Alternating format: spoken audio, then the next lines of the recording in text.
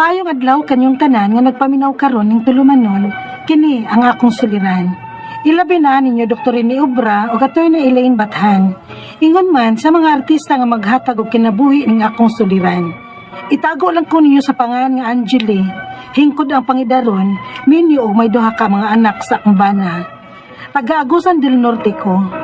Og punto legal kining akong suliran. Mayon ang kapuyo manggod ning akong nabana sa wa pa mi, ug may duha sila ka anak. Apan nagkabuwag sila tungod kay nangita kini og laing lalaki. Aron niyo hisabtan, ingon ini ang mga panghitabo.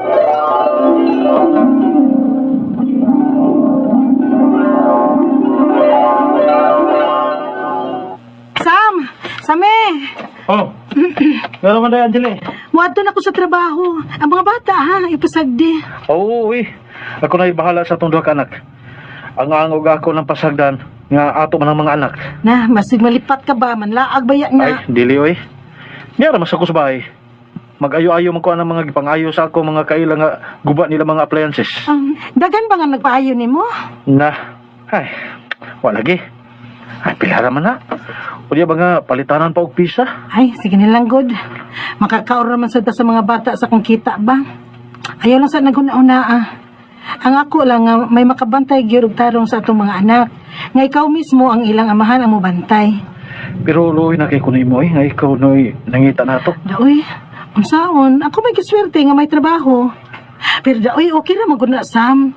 Basta kay safety ang mga bata, kay ikaw may nagbantay. Pero Sige na, uy. Sige na. Sa mo to kong kalitan ng drama ni mo diha. Bye na. Ay, goodbye kiss na biya. ang pigas trabaho nimo ha. Ayaw pangitaglain dito sa trabaho nimo ha. Dili sa man ako. Ikaw no, makalagot kay kaan imong sinultihan. Ato na ko, oy. Mau. Pag ginaganahan ako nimo. Sweet kay ka nga musultin ako amaw. Isip na ko bi. Kwarto sa Hapo dia, uy. Ato na ko. Samot ko kalit ni mga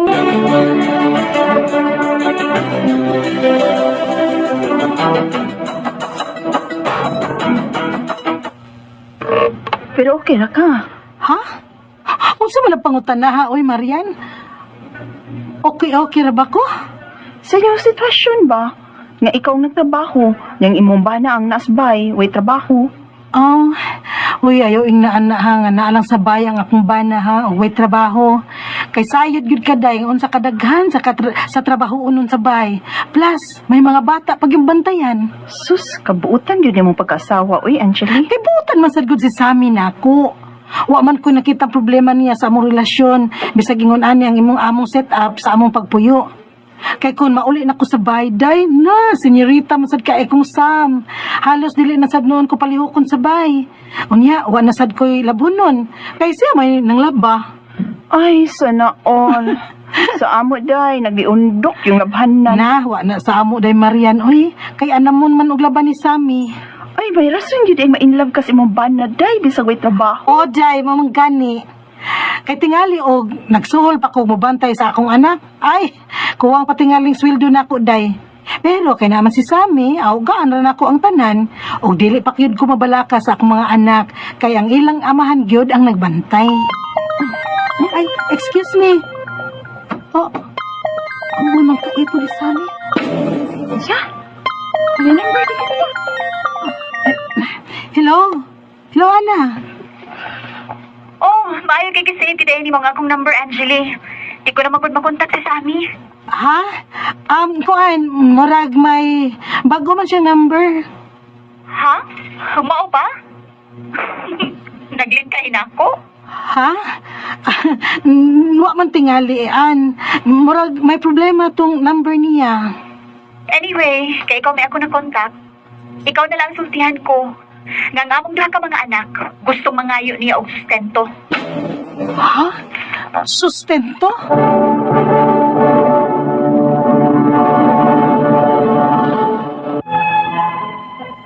Nakalitan ko, diyang gitawagan ko sa unang kaipon sa akong bana na mangayo siya og sustento alang sa ilang duha ka mga anak ni Sammy. Nga siya mismo, nahibaw nga way trabaho si Sammy. Unya, nganong imo masatong gitubag? kinanawag man. Mabeta nagilis kog number tungod niya. Ikaw hinon. Sib-sib kapag number niya. Dugay na bayan ako nang na-save ha. Diyang kausa nga nagkicommunicate pa sila nato. Dugay na kay tuoy. Murag mga 3 o 4 ka tuig na ba to? Kaya wa masad ko mag-ilis og number. Mao gani. Kano gitinod pa man nimo yang numero? Nalimot na lagi ko kung niya pabadayan ni sa akong phone book. Pero mo man lang gud gihapon. Tubagon ko gihapon niya bisad wa ko makaila kay nanawag baya. I-block na yan number. O ka pag-ilis yung number. Ha? Uli ang iyang gingon para sa inyong duha ka mga anak. Masabi hatag na ko niya. Nga mo ko'y trabaho. Nagpabuhi ramang gani ko nimo. Sami?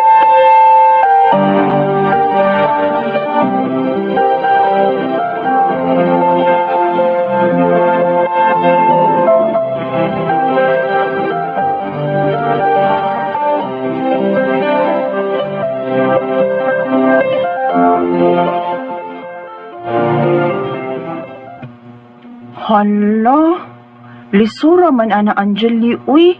Nga anha na nimo magsikig hasol ang unang kapuyo si mong bana. Mao lagi day oy. Magsigig yung text. Unya, asa may reply? Wa pa ko'y gi-reply. Kaya wa ko kay ba unsay akong i-reply.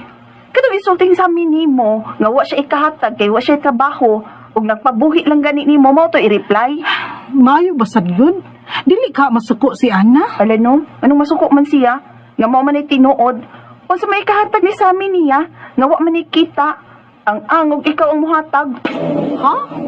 Oy, kung naghuna-huna ka man ni anak day, martir ka na gyud. Masanta ka na gyud anak day og iprosesyon ka na gyud sa pista. Day? Ano naman ka? Gisamo ka sa ngana? Ay, wa man noon karong adlaw. Pero Sam, naguna-una ko kung unsay naa say ang huna-huna karon. Nga wa man gid ko mong reply niya. Pasag di siya, uy. Tagad na mo atong pabihana. Patagad na to. Sa gagmay pa nga mong mga anak, wala siya magsamok na ako. Karon na hinon nga 17 o 16 anyos na nga mong mga anak. Usa siya pa magsamok-samok na ako. Nagbuwag na tingali siya sa iyang laki. Mao nga nagsamok na ako. Unsa? Ang bayano? Kisa naman sana. Siya na sana? Ay, tubaga. Kuan, number man. Basig ako ning kaila. Tubagon ko na lang. Hello? Hello?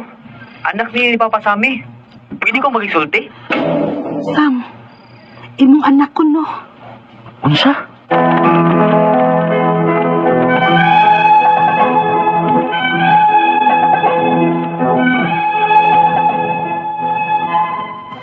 Ako ang gisamo karon sa unang kapuyo sa akong bana ug sa iyang mga anak. Naglibog na gyud ko sa angay na akong buhaton. Kay di man sad gyud ko dako og sweldo. Igo ra gyud ni para na konsumo ug pamayad sa utang ug sa bills. Kay wa lagi trabaho ang akong bana. Ang akong mga pangutana mo kini mosunod unang pangutana. Obligasyon ba sa akong bana nga hatagan niyag suporta ang iyang duha ka anak sa una niyang kapuyo nga wa man siya tarong nga trabaho? Ako naman nagtrabaho ug ang bantay sa among mga anak ang ako mang bana. Ikaduhang pangutana. Ang unang kapuyo sa akong bana ang unang nakasa nila. Nangita kini og laing laki o gida ang ilang mga anak. May katungod bagod siya mugukod karong panahon na og sustento sa ilang mga anak. Ikatulong pangutana. 17 years old o 16 years old na ang ilang mga anak. Angat pa ba ng sustentuhan mga idara nga mga dagko naman? Ikumpara sa among mga anak nga mga gagmay pa? Ikaw pa to katapos ang pangutana. Kung pugson gyud nila pagpangayo og sustento ang akong bana nga way trabaho, ako ba ang makahatag nila? Kay ako man dunay trabaho.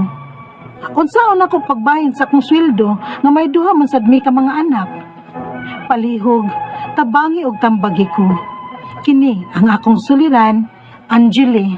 Mayong adlaw mga suking tigpaminaw kini si Attorney Elaine Bathan ug ako ang muhatag ninyo og tambag tubag solusyon. Kalinawan sa inyong mga pangutana, mga problema may punto legal ug mga problema nato sa atuang mga lain-lain nga mga giagian karong mga panahona na batay problema sa atuang kauban, kapikas, sumni nahimo na lang bang housemate ng ato ang gipaminyong ano kay murag di naman ta magtarong tagad ani or naabay na ghosting nato karong mga panahon na o sura ba na di man unta kalag-kalag na ghosting naman ay mukabalaka. Ipadala ang inyong suwat sa suliran_612@yahoo.com or sa ato ang Facebook account nga kiniyang akong suliran official writers page. Pwede sad inyong ipadala sa 3rd floor Jose R. Martinez Building, Osmeña Boulevard, Cebu City. Lain-lain o klase-klaseng pamaagi kung unsaon ninyo pagpadala ang inyong mga suwat o mga suliran. Diri namo ang importante kompleto ang mga detalye, mga pangalan,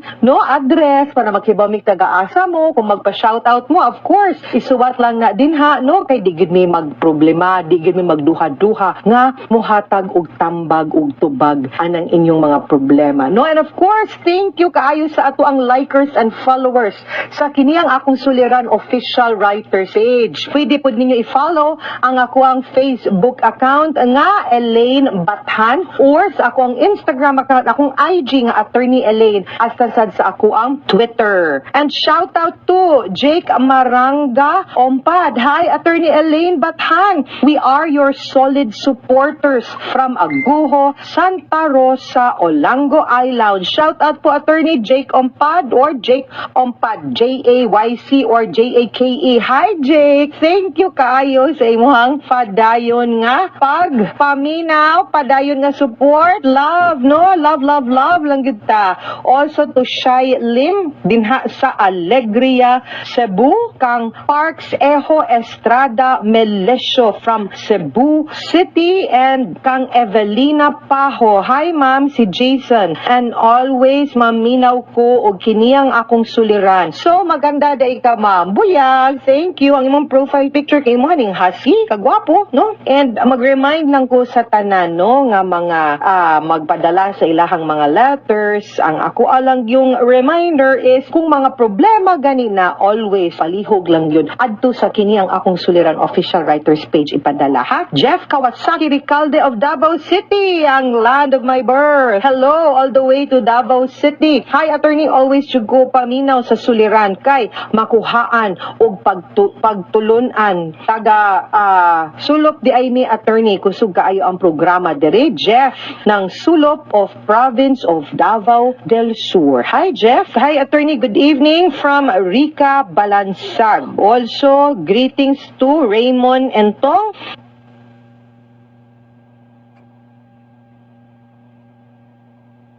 Ako ang migo o pinalangga nga attorney Doug Christopher Maug, siyang pamilya si Judge Perry Ma ug si Tita Christy Maug, ang tibok kabanay din ha sa Dipolog City. Ito sender na to karong adlaw guys, atong taguon sa pangalan na si Angeli. Si Angeli, mga 24 years old ni siya. Ay wait, ganahan ko sa ato ang quote for the day. To understand another person, you must swim in the same water that drowned them. Bawal judgmental guys.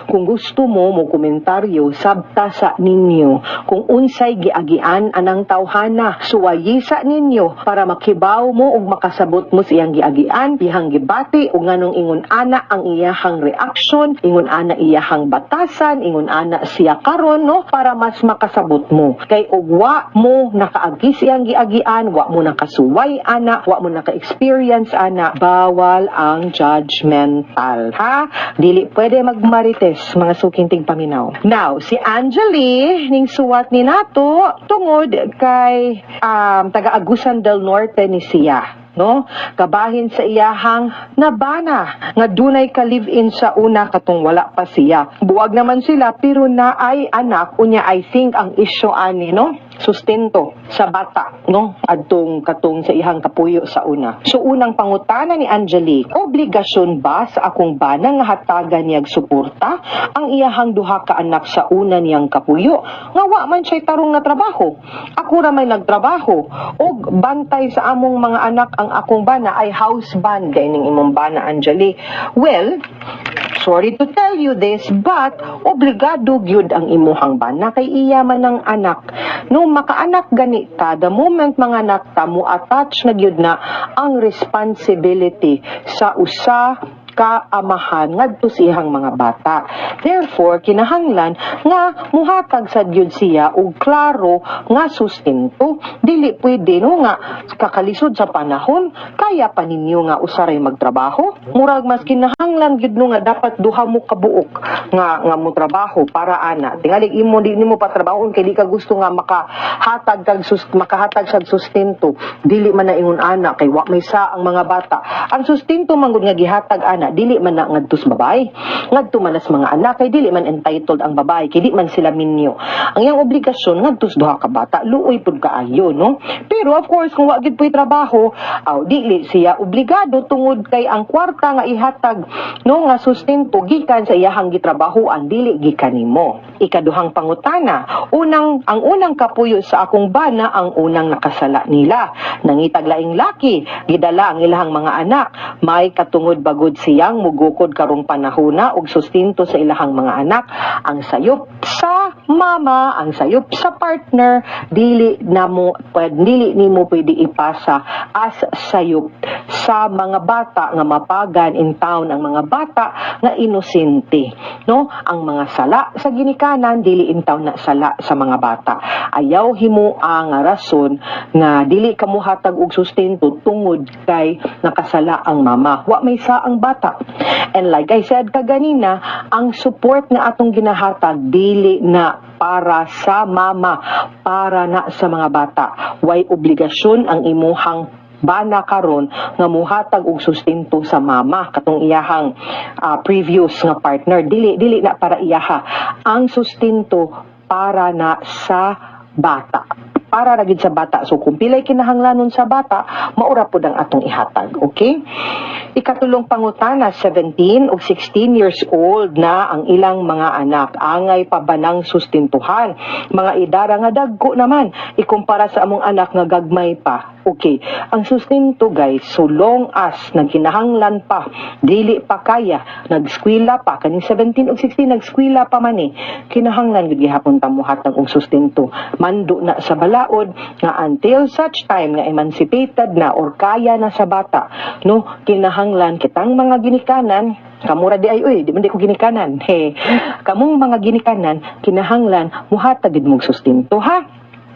Ikaupat og katapusang pangutana kung pugson gyud sila pagpangayo og sustento ang akong bana nga way trabaho. Ako ba ang makahatag nila kay ako may nagtrabaho? Unsaon ako pagbahin ng akong sweldo nga duha man pud ang among anak? Okay, dili. Ang kanang sustento ngadto sa mga anak niya ngadto sa iyahang ka-live-in magikan ra na sa iyahang kwarta. Dili mo kay dili man ka obligadong muhatag didto, no? Unless sobra-sobra gyud ya karon kay kuangon gyud na kay duha imuhang anak napakaon pa kasi imong bana wa man mo trabaho imong bana. So of course magikan na gyud na sa funds ug iyahang pagpantrabaho. Ako mo suggest gud pud ko no nga kung pwede patrabaho apod in taon ng imuhang bana kay daghan man sa obligasyon kontra nimo. Ikaw ang imong obligasyon ang imong pamilya, imong bana ug kanang duha ka anak. Imong bana yang obligasyon ikaw inyong duha ka anak ug ang katong duha niya ka anak sa gawas. Dili pwede nga dili ta mo trabaho kay saon man naamantay mga kinahanglan buhion na atay mga obligasyon patrabahuan ng imuhang bana.